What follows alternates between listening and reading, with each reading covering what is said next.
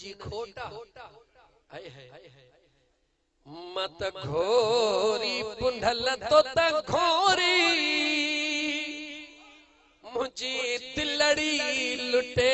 वे जोरी ओ मुझी दिलड़ी लुटे वे जोरी मत घोरी पुंढल तो त घोरी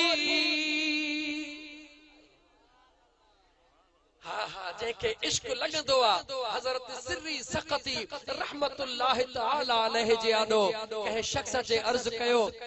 ओ सुहिणा बायज़ीद के कीअं था समझो हजरत सिर्री सक़ती रहमतुल्लाह तआला अलैहि फरमायो बायज़ीद उहो जवाना उन जे अखिड़िन में अल्लाह जे ज़ात मुझे महबूब जे नूर जी उहा झलक रखिया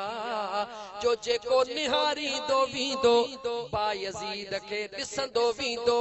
कलमो पढ़ी मुसलमान थींदो वींदो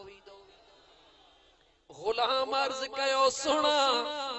बायज़ीद जे चेहरे में अल्लाह मुझे महबूब जे नूर जी झलक रखिया पाण फरमायूं हा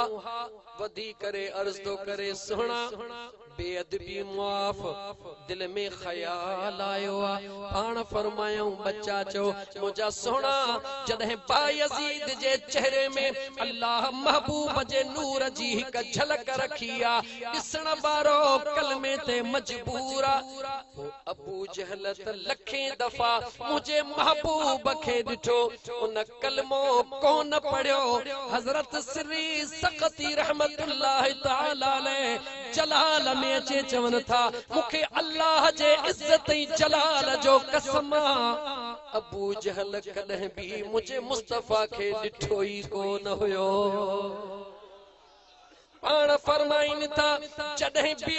अबू जहल जो अखिड़ियों मुझे महबूब जे चेहरे ते पयो त अबू जहल हिकड़ी निगाह सां ॾिठो त ही मुहम्मद बिन अब्दुल्लाह अगर हिकड़ी नजर सां भी मुझे महबूब के अल्लाह जो सच्चो नबी समझी निहारे हां त उन में कहिड़ी ताकत आ मुझे मुस्तफा जे इशारे सां तरफ चंद्र के भी चीरे कदमन में पहुंचाए छॾींदो आ अम्मा खदीजतुल कुबरा जवाब ॾिनो ओ मक्की जूं औरतूं रुसी वञो परवाह नाहे दोस्ती छॾे वञो परवाह नाहे याद रहे ही जुमलो